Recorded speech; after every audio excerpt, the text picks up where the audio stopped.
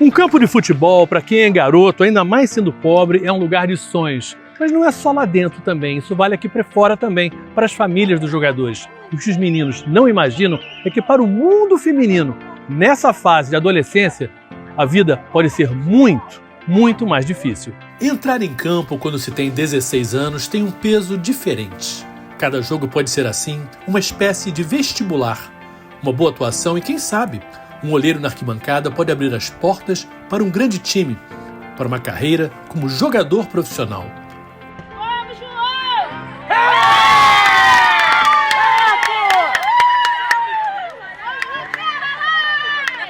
Essa torcedora tem muito investido nesse menino, porque quando Vanessa tinha esses mesmos 16 anos, engravidou dele.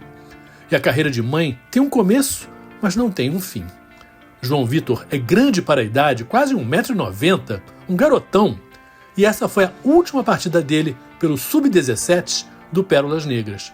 Ali, no fim do jogo, ele sorria, mas ainda nem sabia que estava prestes a quase ganhar na loteria. Essas fotos já são dele no Atlético Mineiro, para futuras vitórias.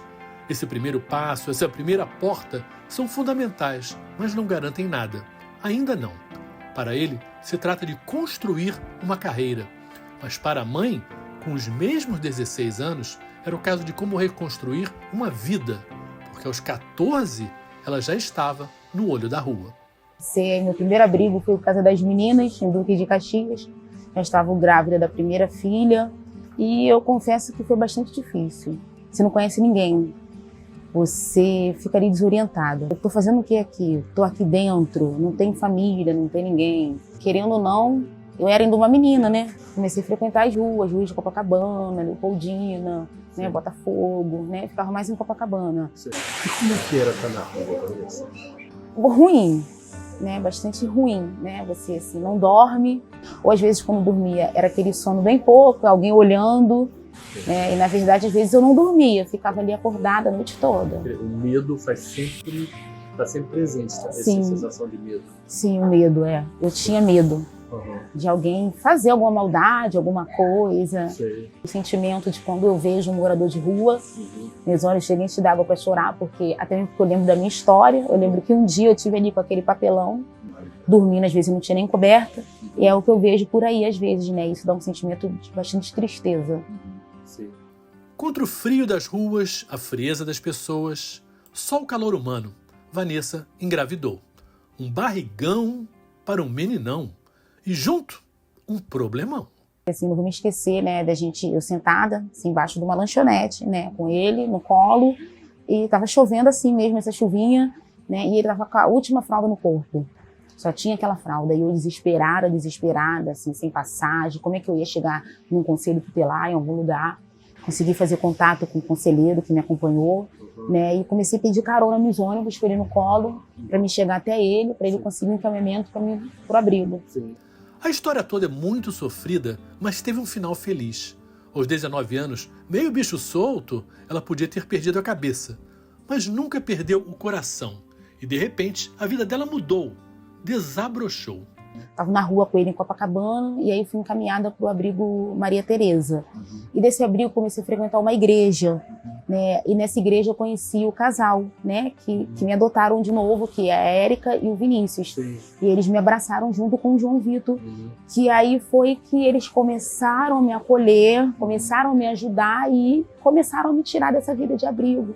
Tem um antes deles, desse casal, e tem um depois, porque assim, eu costumo dizer que depois que eu conheci eles, graças a Deus, as coisas começaram a mudar, a andar, né? Muita conversa e ali muita ajuda e muito amor, né? Porque assim, o principal que eles me deram, que é mostrado para mim, que é capaz de amar alguém. Então, assim, muito amor.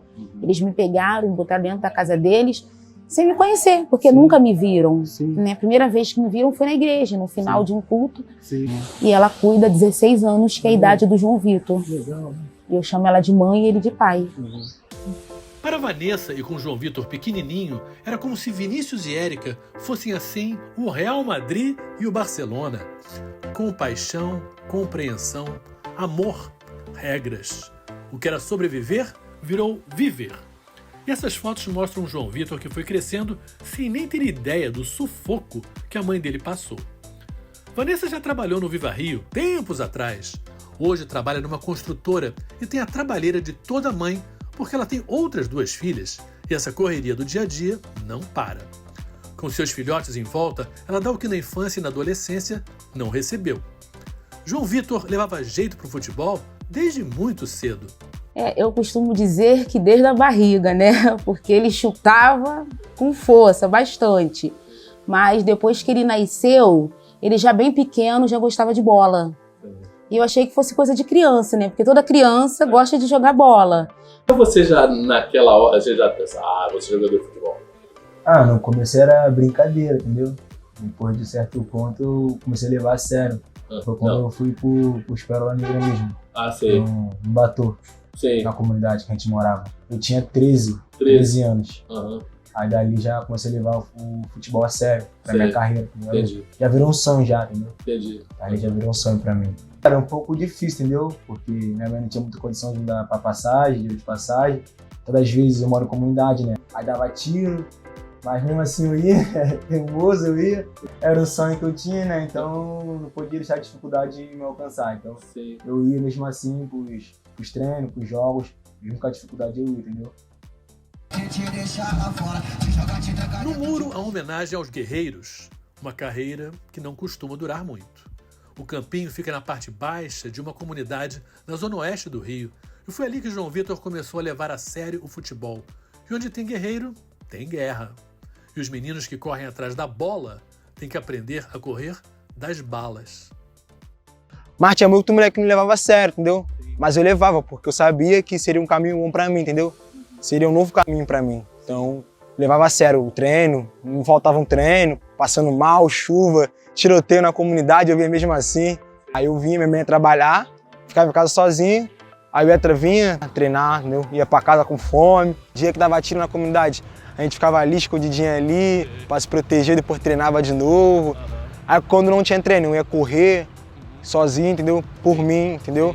Porque eu queria algo melhor pra minha vida e eu fazia... Você com o quê? Uns 13 anos? Uns 13 anos, bem novo, entendeu? Bem novo. Muita gente ajudou, mas foi essa mãe que protegeu o filho, que tentou não deixar passar nada de ruim para ele, que sustentou, permitiu que o que era um sonho agora possa virar um objetivo. Agora é com João Vitor.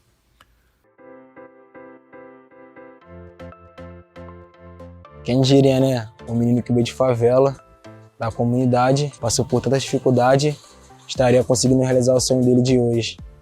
A lista é grande, muito maior que essa. Por todo o Rio de Janeiro, por todo o Brasil. Da favela para o asfalto. Tem gente muito especial. Vanessa e João Vitor, sempre juntos. 2 joias desse colar de solidariedade que são o Pérolas Negras e o Viva Rio.